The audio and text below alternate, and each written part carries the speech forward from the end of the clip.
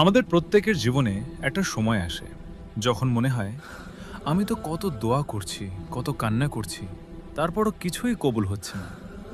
আমি তো ঠিক পথেই আছি, তবু কেন দেরি? জেনে রাখুন, এই হতাশার মুহূর্তটাই আপনার ধৈর্যের সবচেয়ে বড় পরীক্ষা। আর এখান থেকেই শুরু হয় মহান রব্বুল আলমিনের পরিকল্পনা বুঝতে শেখার যাত্রা।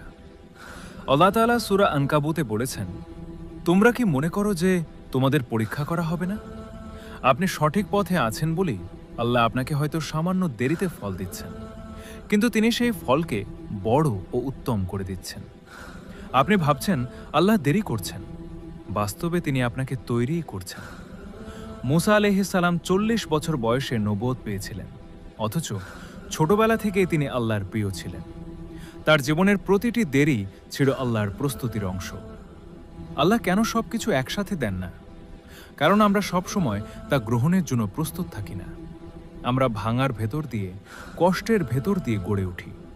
তাই আল্লাহ কখনো আমাদের অপেক্ষা করান, কখনো ধৈর্যের পরীক্ষা নেন। খেয়াল করুন, দুঃখের সময়ই আমরা বেশি ইবাদত করি, কাঁদতে কাঁদতেই আল্লাহকে বেশি স্মরণ করি। এই সময়টাই আমাদের প্রস্তুতির সময়। আল্লাহ এই সময়ই আমাদের গড়ে তুলছেন। আপনার দোয়া এখনো কবুল হয়নি, এর মানে এই নয় যে আল্লাহ আপনাকে ভুলে গেছেন। ধৈর্য মানে কেবল চুপচাপ বসে থাকা নয়। ধৈর্য মানে হলো আল্লাহর উপর ভরসা রেখে সঠিক সময়ের অপেক্ষা করা। ভেবে দেখুন, যদি আল্লাহ আমাদের ভালো না বাসতেন, তবে আমরা তার অবাধ্য হয়েও কেন এত নেয়ামত পেতাম? এটাই প্রমাণ যে তিনি আমাদের জন্য উত্তমটি চান।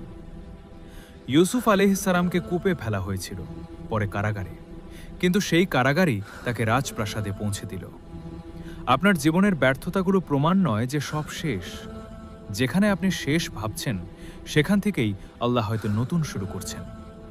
বিশ্বাস রাখুন, আল্লাহর পরিকল্পনা সব সময় শ্রেষ্ঠ ছিল, শ্রেষ্ঠ রয়েছে এবং শ্রেষ্ঠই থাকবে।